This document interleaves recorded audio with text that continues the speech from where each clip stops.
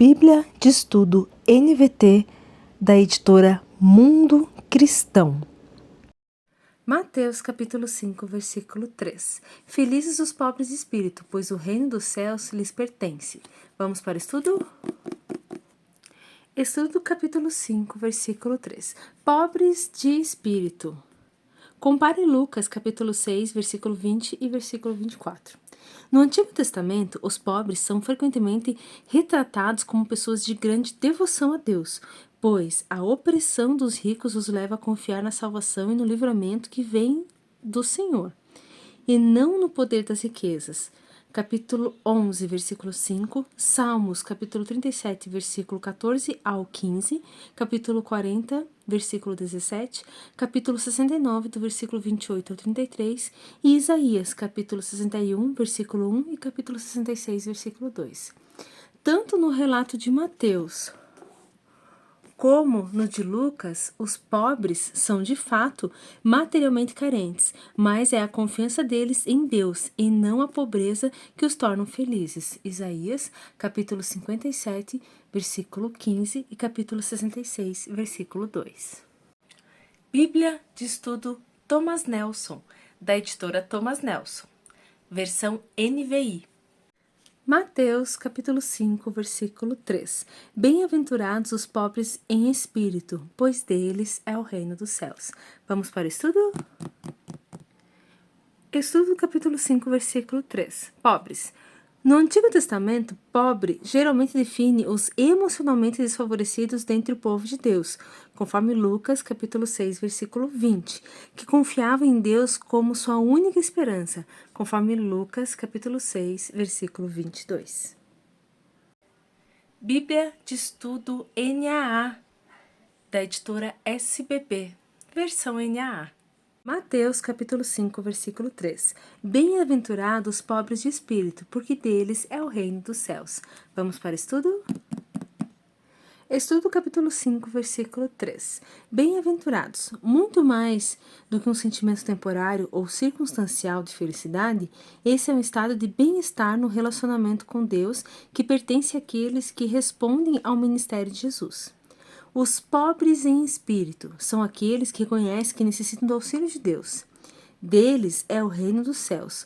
O reino pertence aos que confessam sua falibilidade espiritual. Sobre o contraste com as 7 primeiras bem-aventuranças. Veja a nota no capítulo 23, do versículo 13 ao 36. Bíblia de Estudo da Fé Reformada, da editora Fiel, versão ARA. Mateus capítulo 5, versículo 3. Bem-aventurados os humildes de espírito, porque deles é o reino dos céus. Vamos para o estudo? Estudo do capítulo 5, versículo 3. Bem-aventurado.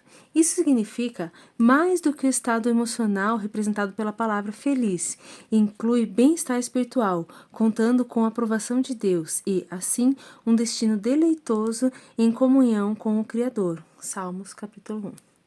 Humildes de espírito. Cada ser humano, exceto Jesus, é espiritualmente destituído à vista de Deus, mas somente os que veem essa pobreza, que lamentam por seu pecado e sentem fome de justiça, herdarão o reino do céu.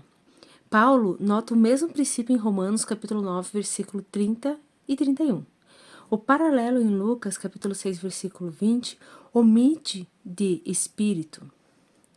Isso tem levado muitos a presumir que Jesus se refere, em essência, aos materialmente pobres. A pobreza material e o reconhecimento da necessidade espiritual com frequência seguem juntos. Salmos capítulo 9, versículo 18. Nota.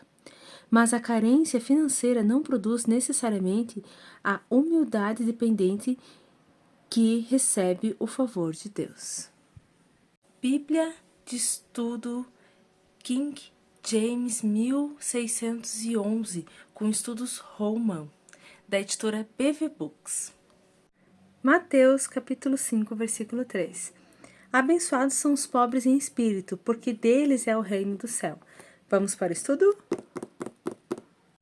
Estudo do capítulo 5, versículo 3. Uma vez que Mateus introduz o Sermão do Monte, salientando a conexão entre Jesus e Moisés, conforme Mateus capítulo 5, versículo 3 ao 12, talvez devessem ser lidas contra o contexto histórico nos ensinos de Moisés. A única vez que o adjetivo abençoado, em grego makarios, foi usado por Moisés foi ao abençoar Israel em Deuteronômio capítulo 33, versículo 29. Feliz és tu, ó Israel, quem é como tu, ó povo salvo pelo Senhor, o escudo do teu socorro, a quem é a espada da sua excelência, e os teus inimigos serão descobertos como mentirosos diante de ti, e pisarás em seus lugares altos? A bênção de Israel tinha um foco tanto histórico quanto futuro, salvo pelo Senhor. Referia-se ao êxodo de Israel do Egito. O restante da bênção assegurava aos israelitas o sucesso da sua conquista da terra prometida. Contra esse contexto histórico, as bênçãos do novo Moisés identificam os discípulos de Jesus como o novo Israel que desfrutará um novo êxodo em sua nova conquista. O novo Moisés é um libertador espiritual e não um libertador político, e suas promessas devem ser entendidas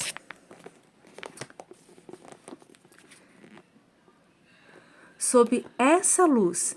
Nas bem-aventuranças, o novo Moisés proclama a salvação espiritual, êxodo da escravidão do pecado, e promete vitória espiritual, conquista e herança de uma nova terra prometida ao novo Israel. Esse contexto histórico é confirmado pela alusão ao êxodo e à conquista de Israel na promessa de que os mansos herdarão a terra. Capítulo 5, versículo 5. No Antigo Testamento, os pobres eram aqueles que chamavam pelo auxílio de Deus, dependiam inteiramente dele para suas necessidades, tinham um coração humilde e contrito, experimentavam a sua libertação e desfrutavam do seu imerecido favor. Salmos capítulo 86, versículo 1 ao 5. À luz desse contexto histórico, Jesus estava descrevendo seus discípulos como pecadores indignos que dependiam da graça de Deus para a salvação. Embora as promessas em Mateus capítulo 5, do versículo 4 ao 9, sejam expressas no tempo futuro, a afirmação deles é o reino do céu, encontrar-se no tempo presente, capítulo 5, versículo 3 e versículo 10. Isso sugere que o reino já chegara por meio da vinda de Jesus, mas que o cumprimento de muitas promessas do reino ocorrerão apenas no futuro. Esse cumprimento futuro aguarda a segunda vinda de Cristo. A declaração deles é o reino do céu. Aparece no início e no final no corpo principal das bem-aventuranças, capítulo 5, versículo 3 e versículo 10. Esse artifício de colocar entre parênteses sugere que as bem-aventuranças constituem promessas apenas para aqueles que pertencem ao reino. Isaías capítulo 61, versículo 1, prometera que o Messias traria boas novas aos pobres. Essa bem-aventurança serve como um cumprimento nessa profecia. Lucas capítulo 4, do versículo 16 ao 21.